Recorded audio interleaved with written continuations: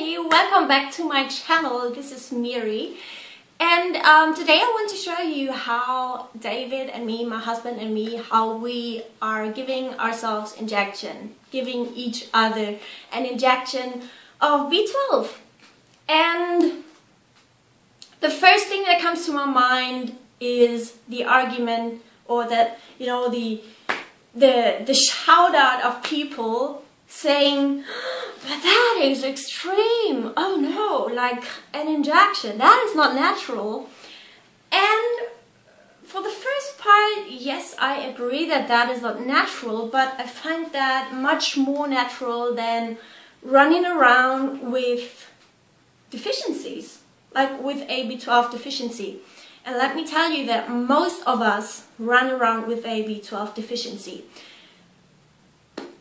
Be he or she vegan or not, it does not have to do anything with the diet. It does not have to do with anything we eat, because plants would provide B12 as well if we lived out of civilization, somewhere in nature, you know, picking ripe fruit from the tree, organic fruit that has not been sprayed with chemicals. But we don't do that anymore. And what that does, these chemicals and also our, you know, crazy washing of things and fruits and plants, of whole foods, which we do because they are loaded with chemicals, obviously. So that is a vicious cycle. But what I want to say is that these chemicals and that, yeah, that washing, insanity almost, it killed off the bacteria that would otherwise be living on that food still when we eat it and bite into it. And that is microorganisms, or organisms, whatever. And these microorganisms, they produce the B12. I think it's actually their shit that is the B12. I think so. Please correct me if I'm wrong, but at least I know that these microorganisms produce the B12. So, and that is how we happen to not have them anymore and not, you know, get them into our cells anymore. Yeah, because they're just sprayed away, they are killed off, and it's not how it's supposed to be. And even if we were getting them, like we have fortified foods with B12, and, you know, even if you eat meat or dairy, if you are not vegan, then especially those that eat meat and dairy often have the problem that their gastric area, their digestive tract is so inefficient and kind of sick and, yeah, inefficient. It does not work properly, so they can't even absorb the B12 properly, even if they get it in. So it does not arrive in the cells where it's needed. So these are the big problems, and the problem is, even if we absorb it, the thing is that with meat and dairy, if you are already B12 deficient, you cannot like reverse a B12 deficiency. It's never happened that anyone reversed a B12 deficiency by eating, like by going back to a non-vegan diet, because you could increase your B12 value, maybe, you know, tiny little bit per day. But if you wanted to really increase it, like to be not deficient anymore, then you would have to eat like really kilograms of steak and, you know, amounts of foods that you can't even eat to get in the B12, and that will make you obese and sick, and let alone all the sickening substances you would take into as well with the animal products. But what I want to say is that you want to increase your B12 value a lot, and by a lot I mean hundreds of milligrams per deciliters. Yeah, hundreds of them. So yeah, so it is not a vegan issue. That's what I want to say with it. Yeah, and the thing is, it is very, very interesting, guys. It's so interesting and so scary as well.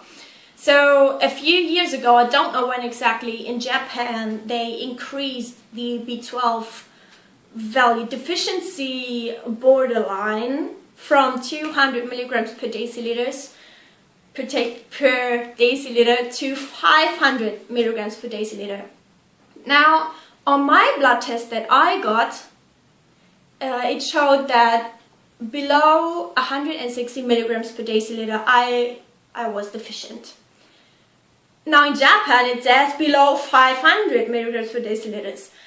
And that means that almost every German, almost every European, not all of them, but like the biggest part of them, would get a B12 injection in Japan. And that is prescribed by the doctor. Like, there would be no other way. You will have to get an injection, the doctor would say. And that is really, really scary. So why did they increase the B12 deficiency minimum value? Very easy, because below that value, below 500 milligrams per deciliter, you develop these symptoms of B12. One of them being, which I think is quite common, but nobody connects the dots and nobody connects it with B12 deficiency. And that is speaking or concentration issues or memory issues. I noticed that a lot with me in the last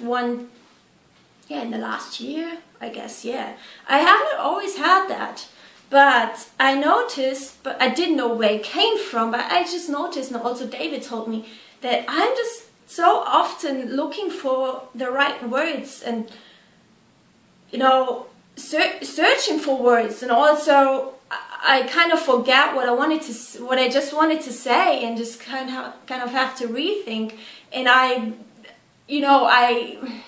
have trouble speaking sometimes, and that is not, it's not terrible, but I know that it hasn't always been like this, and yeah, so that is quite interesting. So it's just very common, basic, daily things that don't function properly anymore when you're under those 500 milligrams per deciliter. That is why the Japanese people increase that value, and you can read studies up on that as well.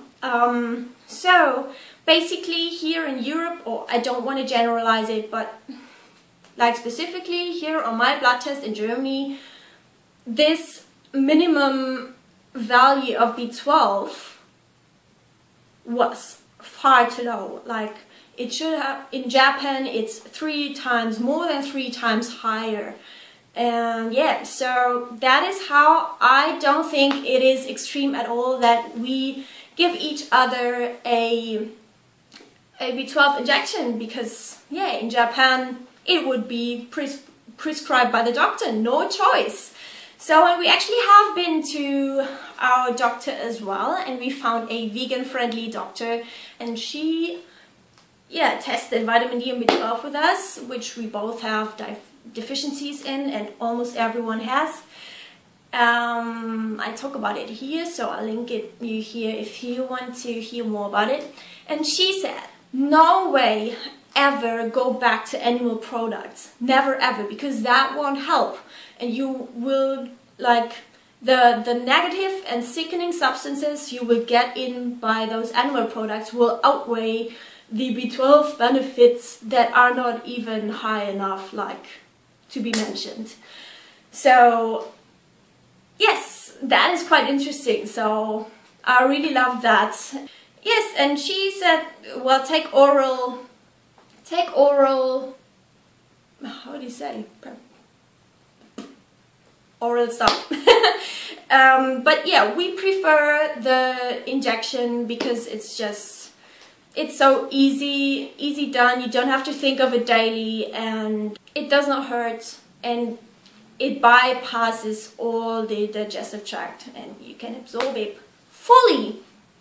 So most of the people don't actually know that they are B12 deficient, even though they are. Most of the people, I'm not saying all of them. So, and that is regardless what they eat and how they eat. So most of them don't know it because they never actually got it tested. Yeah, and it's not in a common normal blood test included. Also vitamin D is not included. So you actually have to ask for it specifically, and even then you might have to pay for it, or yeah, unless you find a vegan or vegetarian friendly doctor. Maybe you want to research it in the internet in your region. So, and the other ones who actually have the B12 tested, most of them will be in the normal range here in Germany. But as I said, that is fairly low, far too low actually. But they think, okay, it's in the normal range, I don't have to worry about anything. But they still might experience symptoms without knowing that these symptoms come from B12 deficiency. But they just think, okay, I'm fine, I'm all up with B12. But in fact, they are not in many cases. So I would say, for my part, that everyone who is under 500 milligrams per deciliter is deficient. So David and me, we are big time. We are between, David was somewhere between 100, I think he was, yeah, 125, and me, I was 185 or something, a little bit lower. I'm not too sure, but yeah, we're gonna restore it now, and that's why I don't think it's extreme at all. I think it would rather be extreme if you ran around with a deficiency which you would normally not have if you lived in the uncivilized nature.